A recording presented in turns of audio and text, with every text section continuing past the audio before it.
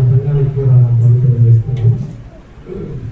కాలంలో ఇంకా 190 కీర్తన 96 వరకు యాక్చువల్గా శ్యామ్ సిద్ధపరచడాన్ని మార్నింగ్ వరకు వెయిట్ చేశారు. మార్నింగ్ ఇంటికి వచ్చిన తర్వాత వెంటనే దేవుడిని జ్ఞానం చేసి నిలబడడం జరుగుతుంది. దేవుడు ఆకాశ వాక్యం చెప్పి మన వాక్యం ద్వారా మనల్ని బలపరిచి మనల్ని మాతో మాట్లాడుతున్నారు. అన్న కూడా 19 కీర్తన మనం ధ్యానం చేస్తుండగా ఇందులో 7 వచనాలు ఉన్నట్లుగా మనం చూస్తాము. 89 నుండి 96 వరకు ఈ వచనాలలో ఈ వచనము ఈ భాగము ఒక లెటర్తో, హీబ్రూ లెటర్తో ఆరంభమైంది. 12వ letter, 12th letter of the Hebrew word lamed. So లామెత్తో ఇది ఇక్కడ ఆరంభమైనట్లుగా మనం చూస్తాం ఇక్కడ. సో లామెత్ అంటే అర్థం ఏంటో చెప్తారు ఎవరైనా?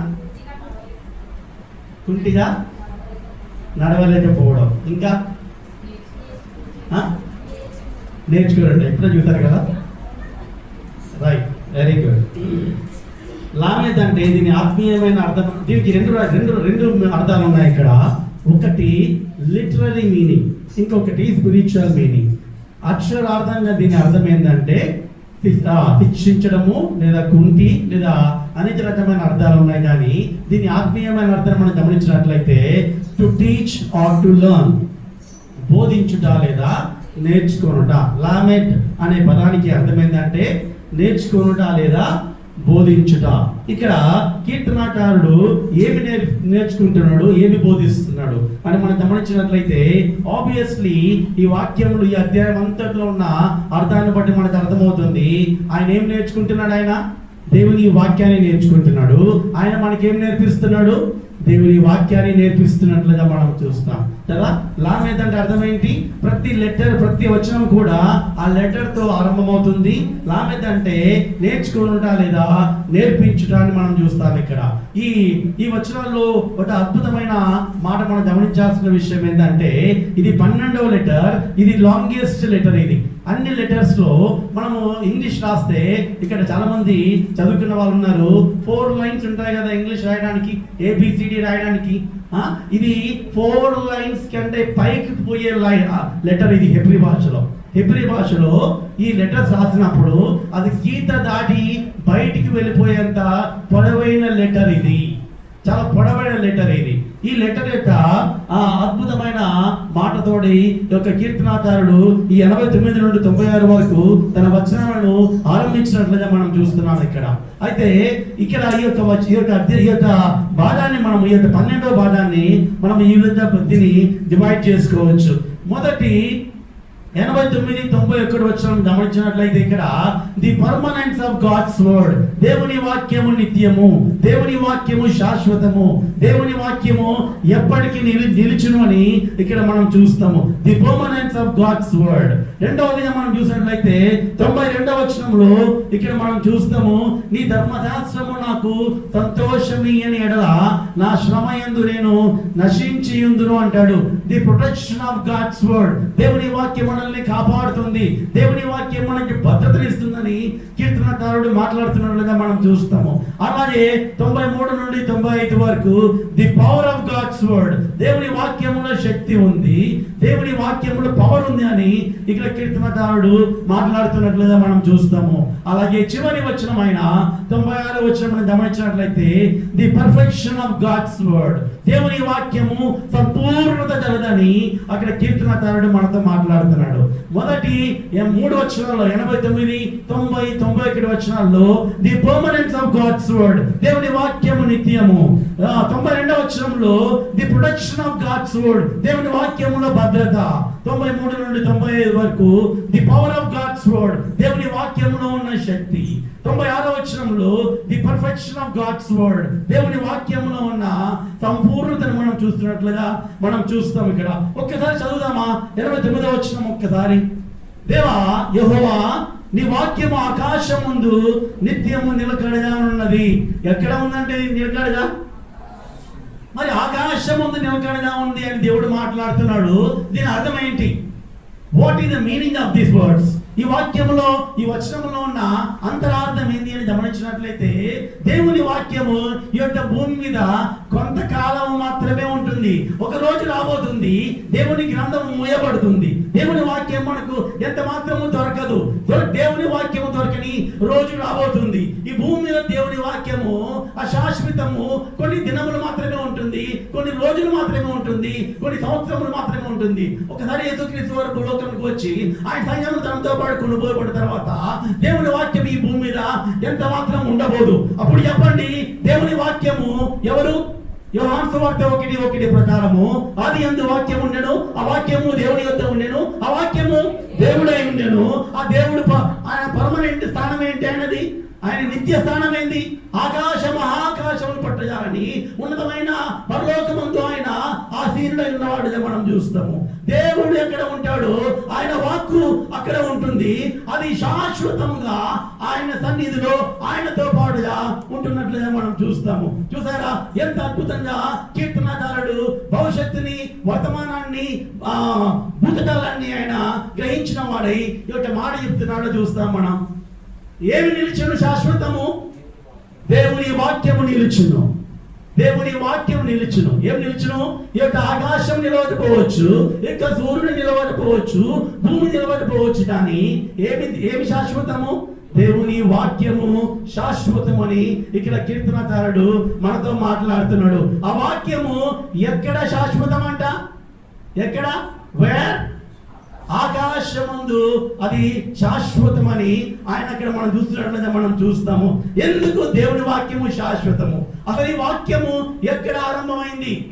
ఏదైనా తోటలోకి మనం వెళ్ళినట్లయితే, ఏదైనా తోటలో ఆదికాండం 1వ అధ్యాయంలో అక్కడ 7 సార్లు దేవుడు చూచెను అని చూస్తాము. 10 సార్లు అక్కడ దేవుడు పలికెను అని చూస్తాడు. చూద్దాం ఒక్కసారి. Let us turn to Genesis chapter 1. ఆదికాండం 1వ అధ్యాయానికి వెళ్ళిపోతాం ఒక్కసారి.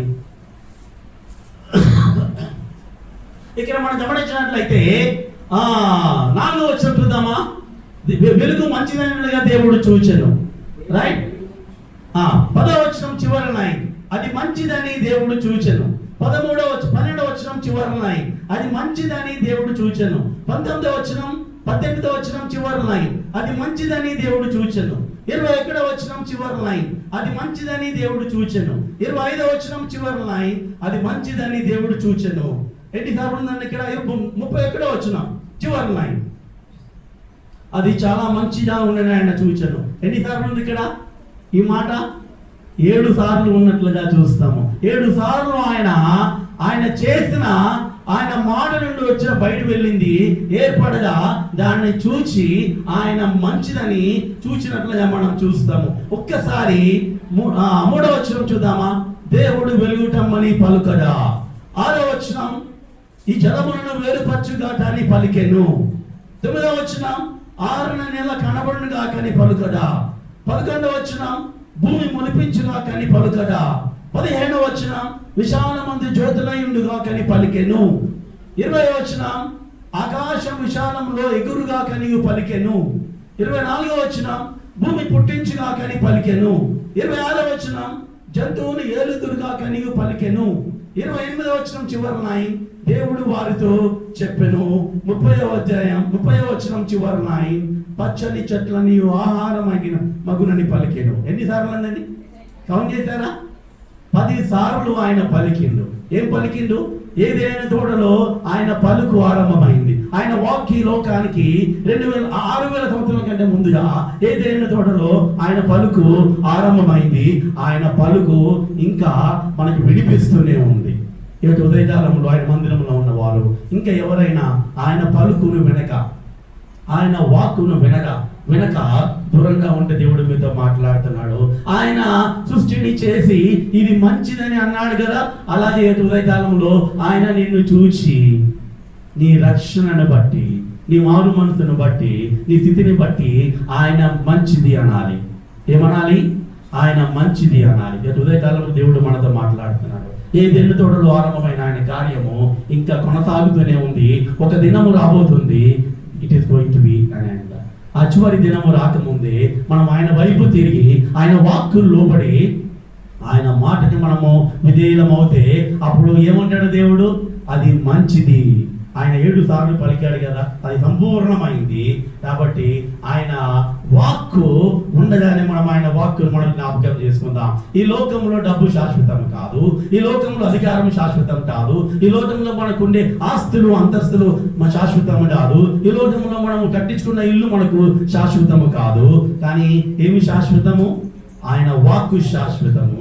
శాశ్వతమైన వాక్కుని మనము నమ్ముకునే వారంగా ఉండాలి. అది చూసారా, ఆయన వాక్కు ఎలా వచ్చిందో తెలుసా? ఆదాము వాళ్ళు పాపం చేశారు, వారు దాక్కున్నప్పుడు ఆయన వచ్చి ఆదామా ఎక్కడ? ఆయన వాక్కు ఆయనకు వినిపించింది. రైట్? కయీను హేబేలుని చంపినప్పుడు దేవుడు వచ్చి కయీనుతో మాట్లాడతాడు, అవునా? సారా ఆ టెంట్ లో ఉండి నవ్వినప్పుడు ఆ మాట దేవుడు విన్నాడు.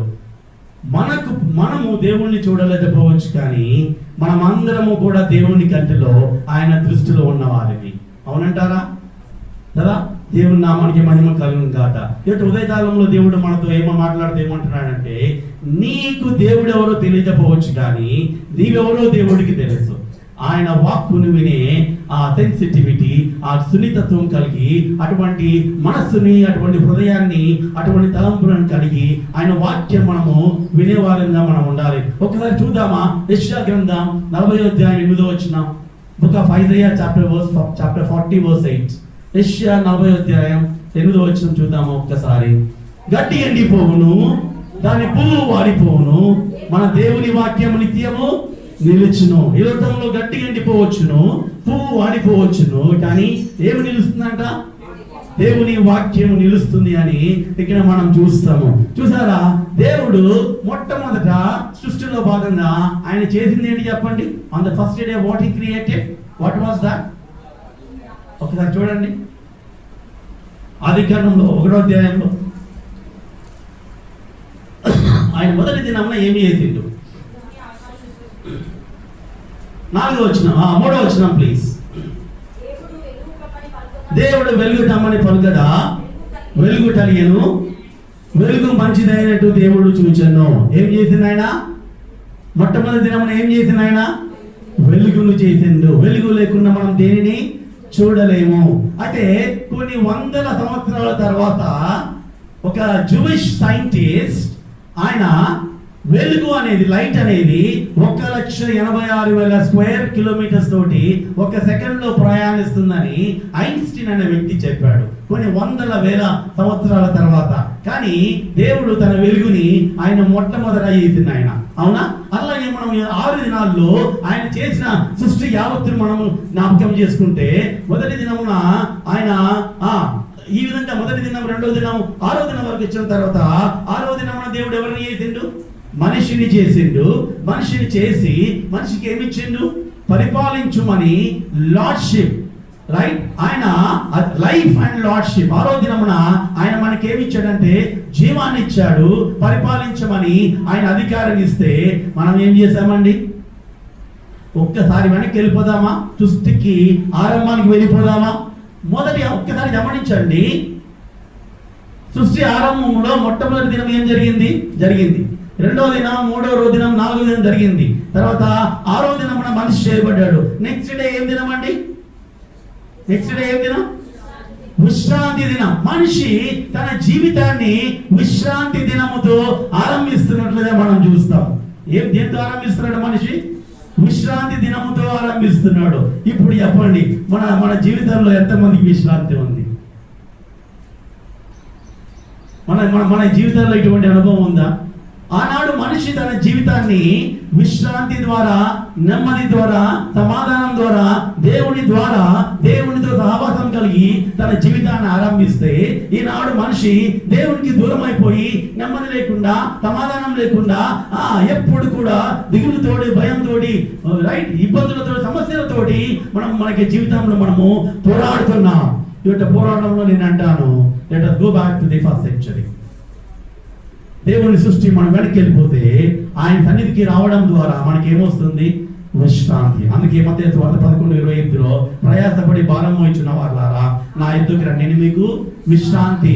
ఆదివారం దినము ఆయన మందిరంకి వస్తే మనకి ఏమి దొరుకుతుంది? సమాధానం ఉంటుంది, నెమ్మది ఉంటుంది, విశ్రాంతి దొరుకుతుంది. కాబట్టి ఆయన మందిరంకి వచ్చి మనము ఆయన మందిరంలో దొరికే ఆ నెమ్మదిని, ఆ సమాధానాన్ని మనం పొందుకునే వారంగా ఉండాలని దేవుడు మనతో మాట్లాడుతున్నట్లుగా మనం చూస్తాము. ఒక్కసారి 89వ వచనం 90వ వచనం చూద్దాము ఒక్కసారి. నీ విశ్వాస్యత తరతరములుండును, నీవు భూమిని స్థాపించితివి, అది స్థిరముగా ఉన్నది. దేవుని వాక్యము నిత్యముగా ఉన్నది, భూమి స్థిరముగా ఉన్నది. భూమి స్థిరముగా లేకపోతే ఏమవుతుంది చెప్పండి ఒక్కసారి. భూమి తన కక్షలో తిరగకుండా తన స్థానాన్ని కోల్పోతే ఏమవుతుంది చెప్తారు ఎవరైనా? ఈ యొక్క విశ్వమే కంప్లీట్గా నాశనం అయిపోతుంది. ఎందుకు అంటే సైన్స్ స్టూడెంట్స్కి అర్థమవుతుంది, రైట్? ఆటమిక్ మోడల్ని మీరు గమనించినట్టయితే మధ్యలో న్యూక్లియస్ ఉంటుంది, దాని చుట్టూ ఎలక్ట్రాన్స్ తిరుగుతూ ఉంటాయి, రైట్? ఎలక్ట్రాన్స్ లో ఏముంటుంది? నెగటివ్ పవర్ ఉంటుంది, రైట్? న్యూక్లియస్ లో ఏముంటుంది? పాజిటివ్ ఉంటుంది. ఈ న్యూక్లియస్ ఏం చేయాలి? ఎలక్ట్రాన్స్ తన వైపు ఆకర్షించాలి. అదే సమయంలో ఎలక్ట్రాన్ న్యూక్లియస్ కి దూరంగా వెళ్ళిపోవాలి కదా. అది ఒక స్థలంలో సేఫ్ అవ్వాలి అంటే అక్కడ సెంట్రిఫ్యూజల్ ఫోర్స్ అనేది పనిచేస్తుంది. ఇక సృష్టిలో కూడా మన సెంట్రిఫ్యూజల్ ఫోర్స్ ఎవరంటే మన దేవాది దేవుడైన సృష్టికర్త అయిన మన దేవుడు తన చేతి పని ద్వారా ఈరోజు సైన్స్ మనం చదువుకుంటున్నాం కదా, జాగ్రఫీ మనం చదువుతున్నాం, ఫిజిక్స్ మనం చదువుతున్నాం, కెమిస్ట్రీ, బాటనీ, మన చదవని శాస్త్రం లేదు. అవన్నీ కూడా ఆరంభమైంది ఎవరి ద్వారా? మన దేవుడైన మన సృష్టికర్త అయిన మన దేవుడి ద్వారా సమస్త సైన్స్ కూడా సృష్టింపబడినట్లుగా మనం చూస్తాము. అటువంటి గొప్ప దేవుణ్ణి మనము కలిగి ఉన్నాం. ఆయన ఇక్కడ ఒక్కసారి దీన్ని జ్ఞాపకం చేస్తారు ఒక్క నిమిషము. నీ విశ్వాస్యత తరతరములుండును. సూర్యుడికి భూమి ఎంత దూరం ఉండాలో అంతే దూరం ఉండాలి. ఆ దూరము కాస్త దూరంగా వెళ్ళిపోతే భూమి గడ్డ కట్టుకొని పోతుంది, సూర్యుని దగ్గరగా వెళ్ళిపోతే భూమి కాలిపోతుంది. ఇప్పుడు చెప్పండి, దేవుని విశ్వాస్యతలో మనము ఉన్నామా లేమా? ఆయన విశ్వాస్యత ద్వారానే భూమి తన స్థానంలో ఉండగా మనం కూడా భద్రంగా స్థిరంగా ఈ భూమి మీద నివాసము చేయగలుగుతున్నాం. కాబట్టి ఆయన విశ్వాస్యతను బట్టి ఆయన నామానికి మనము మహిమ చెల్లించాలి. కాబట్టి ఆయన విశ్వాస్యత తరతరములు ఉండును. ఆయన విశ్వాస్యత తరతరములు ఉండును. భూమి స్థిరముగా ఉన్నదని దేవుడు మనతో మాట్లాడుతున్నట్లుగా మనం చూస్తాము. చూసారా ఎంత అద్భుతంగా దేవుడు మనతో మాట్లాడుతున్నాడు. ఉదయకాలంలో దేవుడు మనతో మాట్లాడుతూ రెండవ మాట మనం జ్ఞాపకం చేసుకుందాం. ఈ విధంగా మనం ధ్యానం చేయడానికి ఎక్కువ సమయం లేదు, కానీ 92వ వచనం చూద్దాం ఒక్కసారి. నీ ధర్మశాస్త్రం మనకు సంతోషమే అని ఎడలా నా శ్రమ యందు నేను నశించి ఉందును అంటాడు. ఇక్కడ అంటే దేవుని వాక్యము భద్రతనిస్తుంది. The protection of God's word అని ఇక్కడ మనం చూస్తాము. దేవుని వాక్యం మనకి ఏమిస్తుంది? భద్రతనిచ్చేదిగా మనం చూస్తాము. దానియేలు సింహపు గూడులోకి పోయినప్పుడు భద్రతనిచ్చింది ఏంటి? యోసేపుని చెరసాలలో వేయించినప్పుడు భద్రతనిచ్చింది ఏంటి? దావీదు పాపం చేసినప్పుడు కాపాడింది ఎవరు? ఆదాము హవ్వలను ఏదెన్ తోటలో ఉండి భద్రపరిచింది ఎవరు? దేవుడు. ఆయన వాక్కు భూమి మీదకి రాగా వీరందరూ భద్రపరిచినట్లుగా మనం చూస్తాము. దేవుని వాక్యం మనల్ని ఏం చేస్తుంది? బ్రతికిస్తుంది. నీ వాక్యమే నన్ను బ్రతికిస్తుంది అని మనం పాడతాం కదా. కాబట్టి దేవుని వాక్యం మనల్ని బ్రతికిస్తుంది. చూద్దాం ఒక్కసారి సామెతలు 30వ వచనంలో. సామెతలు 30వ వచనం. Book of Proverbs chapter 30 verse 5.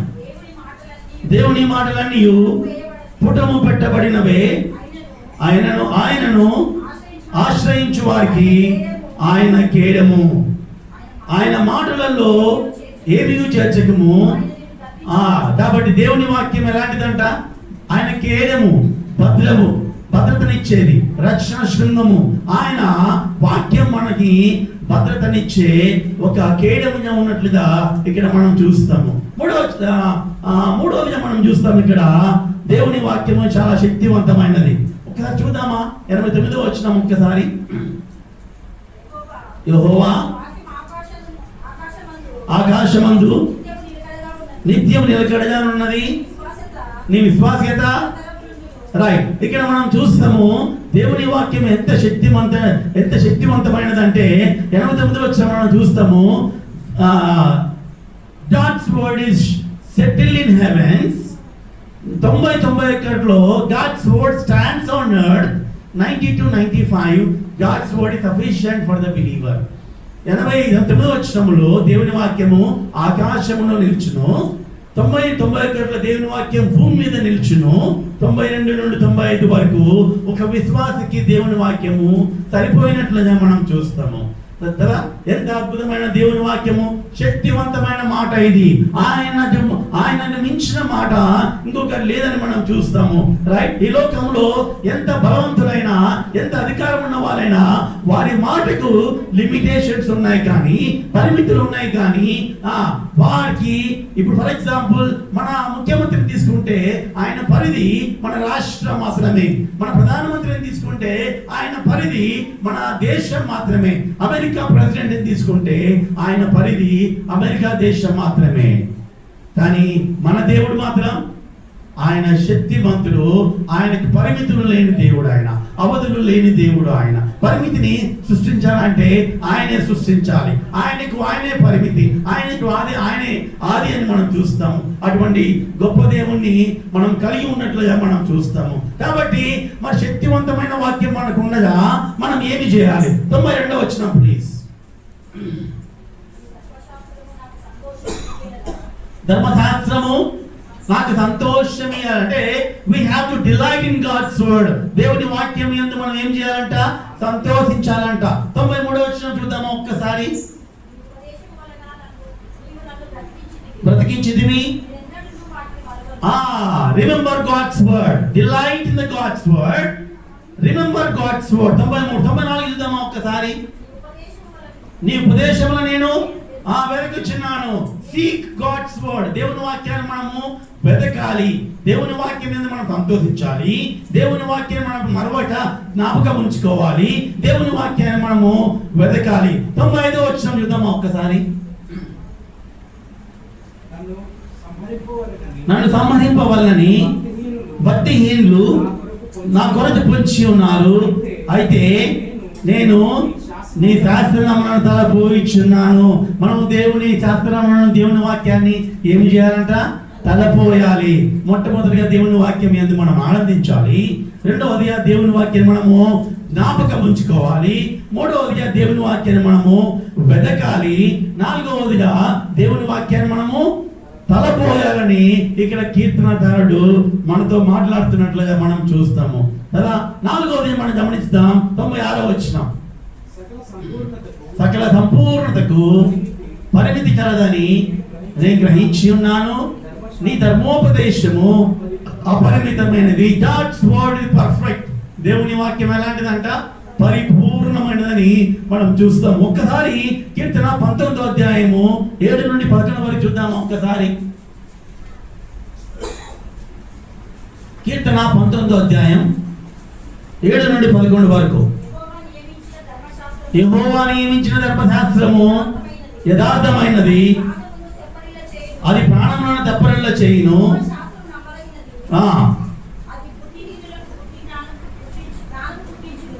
పుట్టించును. యెహోవా ఉపదేశం నిర్దోషమైనవి, అది హృదయాన్ని సంతోషపరచును. యెహోవా ఏర్పరిచిన ధర్మము నిర్మలమైనది, అది కన్నులకు వెలిగించును. యెహోవా యందైన భయము పవిత్రమైనది, అది నిత్యము నిలుచును. యెహోవా న్యాయ విధులు సత్యమైనవి, అవి కేవలము న్యాయమైనవి. అవి బంగారు కంటెను, విస్తారమైన మేలి బంగారు కంటెను, కోరదగినవి. తేనె కంటెను, జుట్టి తేనె దారాల కంటెను మధురమైనవి. వాటి వలన నీ సేవకుడు హెచ్చరిక నందును. వాటిని గైకొనడం వలన గొప్ప లాభం కలుగును. Let us concentrate on the last line of this verse. 11వ వచనం చివరి లైన్ మనం జ్ఞాపకం చేసుకుందాం ఒక్కసారి. దేవుని వాక్యము నిర్మలమైనది, దేవుని వాక్యము నిర్దోషమైనది, దేవుని వాక్యము సంతోషపరచును, దేవుని వాక్యము కన్నులకు వెలిగించును, దేవుని వాక్యము పవిత్రమైనది, దేవుని వాక్యము సత్యమైనది, దేవుని వాక్యము న్యాయమైనది, దేవుని వాక్యము మేలిమి బంగారు కంటే కూరదగినది, దేవుని వాక్యము జుట్టు తేనె దార కంటే మధురమైనది. ఇప్పుడు మా లాస్ట్ లైన్ కి, వాటిని గాయకుల వలన గొప్ప లాభము కలుగును. There is a great benefit in that. మనము గొప్ప లాభము పొందుకోవాలంటే దేవుని వాక్యాన్ని మనం ఏం చేయాలంట? దేవుని వాక్యాన్ని ఏం చేయాలంట?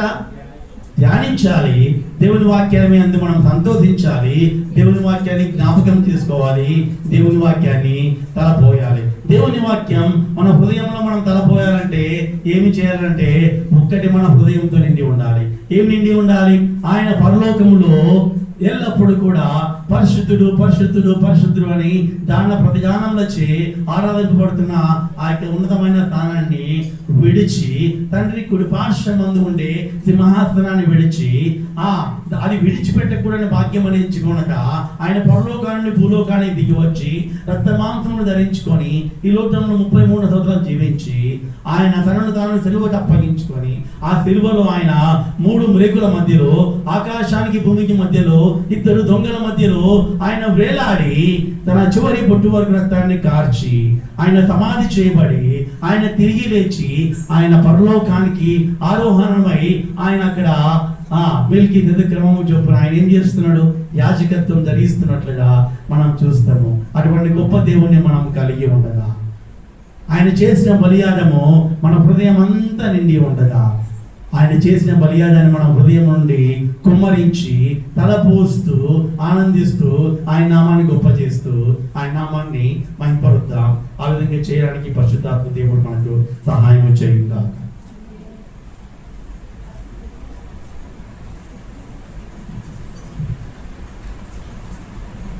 ఒక ప్రత్యేకమైనటువంటి చిన్న పాట, ఆ తర్వాత నేను ఏర్పాటు చేసుకున్నటువంటి వాళ్ళ కార్యక్రమంలో మనం వెళ్తాం. 2 వచనాలు మా బాబు ప్రవీణ్ చక్కగా